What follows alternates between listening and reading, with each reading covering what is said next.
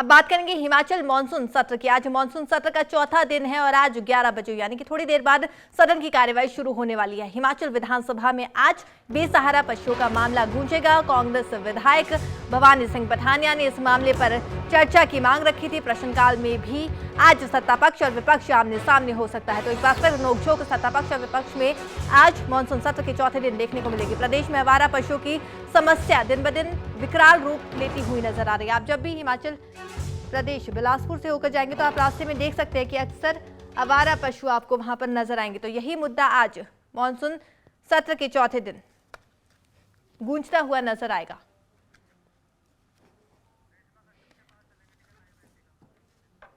तो हमारी सहयोगी रेशमा कश्यप इस समय लाइव हमारे साथ जुड़ चुकी है। रेशमा, आज मानसून सत्र का चौथा दिन है। सबसे पहले हम आपसे यही जानना चाहेंगे, आज क्या कुछ खास रहेगा आज के सत्र में?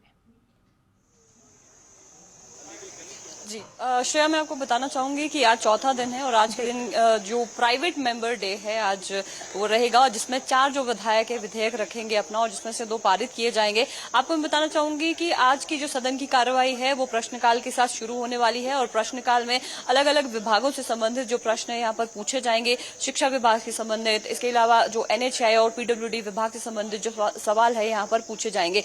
विपक्ष की ओर से जो सवाल पूछा जाएगा शिक्षण संस्थानों को लेकर, उसमें कहीं न कहीं यहाँ पर संभावनाएं जताई जा रही है कि प्रश्नकाल के दौरान में ही जो गहमा गहमी है वो देखने को यहाँ पर मिल सकती है, क्योंकि पिछली सरकार के समय में जो संस्थान बंद किए गए, पिछली सरकार द्वारा जो संस्थान खोले गए थे वो वर्तमान सरकार की ओर से बंद किए गए हैं, तो उस पर यहाँ पर गहमा गहमी देखने को मिल सकती है। इसके अलावा जो प्राइवेट मेंबर डे के तहत जो यहाँ पर संकल्प पत्र रखे जाएंगे उसमें से एक मैं आपको बताना चाहूंगी, जिस तरह से आपने कहा कि हिमाचल प्रदेश में काफी ज्यादा जो समस्याएं हैं आवारा पशुओं की, ये सिर्फ बात अगर हम कहें निचले हिमाचल की नहीं है, हिमाचल प्रदेश में जगह जगह पर इस तरह की तस्वीरें देखने को मिलती है कि जो आवारा पशु है वो जगह जगह पर इस तरह से घूमते रहते हैं, जिस वजह से काफी ज्यादा जो नुकसान है, कई बार एक्सीडेंट्स भी हो जाते हैं और लोगों की जान तक भी गई है। इस तरह के मामले भी सामने निकल कर आए हैं। तो फतेहपुर से जो विधायक है भवानी सिंह पठानिया, वो इसको लेकर चर्चा इन्होंने मांगी है सदन में यहाँ पर, और ये चाह रहे हैं कि जो आवारा पशु इस तरह से जो पहले पशुओं को पालते हैं उसके बाद उन्हें आवारा छोड़ देते हैं, उनके ऊपर तकरीबन 1 से 3 साल तक की जो सजा है वो यहाँ पर होनी चाहिए। तस्वीरों के माध्यम से मैं आपको दिखाना चाहूंगी कि 11 बजे जो सदन की कार्रवाई है वो यहाँ पर शुरू होने वाली है और धीरे धीरे करते हुए जो यहाँ पर जो विधायक है वो यहाँ पर पहुंचने शुरू हो गए। और इसके अलावा जो सदन की कार्रवाई देखने के लिए हर रोज यहाँ पर जो स्टूडेंट्स है वो भी यहाँ पर आते हैं, जिस तरह से सदन की कार्रवाई किस तरह से चलती है, जो हमारे आने वाले देश का जो भविष्य है, जो स्टूडेंट्स है उनको इसके बारे में जानकारी हो कि अंदर सदन में जो इनके जो जनता द्वारा चुने गए प्रतिनिधि है वो किस तरह से जो मुद्दे हैं वहां पर उठाते हैं, बहस किस तरह से होती है, विधेयक किस तरह से रखी जाती है और पूरी जो प्रोसीडिंग है विधानसभा की वो किस तरह से रखी जाती है। तो हर दिन इस तरह की तस्वीरें यहाँ पर देखने को मिल रही है। पिछले 3 दिनों में यहाँ पर जिस तरह से हमने गहमा गहमी का माहौल देखा, पहले दिन से ही यहाँ पर विधानसभा मानसून सत्र के दौरान में जो संकल्प पत्र लाया गया था प्रदेश सरकार की ओर से, जिसमें जी अगर मानसून सत्र के तीसरे दिन की बात की जाए तो राष्ट्रीय आपदा घोषित करने का प्रस्ताव है वो पास हो चुका है, तो इस पर क्या कुछ जानकारी है?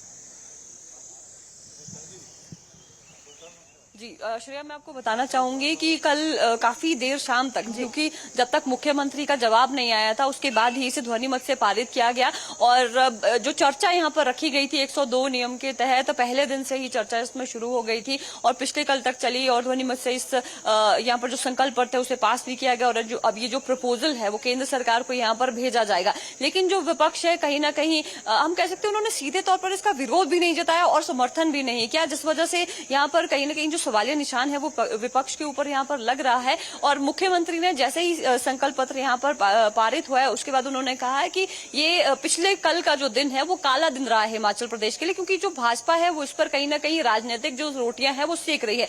तो उन्होंने एक सवाल भी जरूर पूछा है कि आखिरकार हिमाचल प्रदेश में इतनी बड़ी आपदा आई है तो विपक्ष उनके साथ में आकर केंद्र सरकार के पास चलकर तो हिमाचल के लिए आर्थिक पैकेज और राष्ट्रीय आपदा घोषित करने की मांग आखिरकार क्यों नहीं रख रहा है। तो ऐसे में उन्होंने कहा है कि राजनीति कहीं ना कहीं इसमें हो रही है। और इसके अलावा अगर हम विपक्ष की बात की जाए तो एलओपी लीडर है जयराम ठाकुर, उन्होंने सीधे तौर पर कहा है कि विपक्ष तो पहले दिन से ही हिमाचल प्रदेश सरकार के साथ खड़ा है, आपदा की इस घड़ी में व्यवहारिक रूप से वो साथ दे रहे हैं, आर्थिक रूप से जितनी मदद हो सकती है वो की जा रही है। और इसके अलावा केंद्र सरकार की ओर से मना नहीं किया जा रहा है कि आर्थिक मदद नहीं की जा रही है। और कई करोड़ों पैसा, तकरीबन 800 करोड़ जो रुपए है वो हिमाचल प्रदेश को ऑलरेडी यहाँ पर पहुंच चुका है। लेकिन हिमाचल प्रदेश की जो सरकार है, एक बार भी उन्होंने केंद्र सरकार का जो धन्यवाद है वो यहाँ पर नहीं किया गया है। यहाँ तक कि जब मुख्यमंत्री ने अपना जवाब दिया, जब उनका रिप्लाई आना था इस चर्चा के बाद, उसमें भी केंद्र सरकार के किसी नेता का उन्होंने जो धन्यवाद है यहाँ पर नहीं किया है, क्योंकि वो प्रधानमंत्री से मिले हैं, केंद्रीय जो गृह मंत्री है उनसे वो यहाँ पर मिले हैं। लेकिन इस तरह की चीजें उन्होंने यहाँ पर कही है कि आखिरकार जो प्रदेश सरकार है वो इस आपदा को राष्ट्रीय आपदा घोषित करने के पीछे आखिरकार क्यों पड़े हैं, क्योंकि कुछ एक पैरामीटर्स होते हैं उस पर अभी हिमाचल प्रदेश खरा नहीं उतर रहा है। तो हम कह सकते हैं कि जो विपक्ष है वो यहाँ पर पूरी तरह से विरोध भी नहीं कर रहा है, लेकिन समर्थन भी नहीं यहाँ पर जता रहा है। तो कहीं ना कहीं घिरता हुआ विपक्ष यहाँ पर जरूर नजर आ रहा है। जी ठीक है रेशमा, ठीक है, शुक्रिया तमाम जानकारी के लिए। तो हमारे सहयोगी रेशमा कश्यप ने हमें जानकारी दी कि आज क्या कुछ खास मानसून सत्र के चौथे दिन रहने वाला है और तीसरे दिन भी क्या कुछ खास रहा। तो शुक्रिया रेशमा तमाम जानकारी के लिए। थोड़ी देर बाद सदन की कार्यवाही शुरू होगी। प्रश्नकाल में एक बार फिर सत्ता पक्ष और विपक्ष आमने सामने नजर आएगी।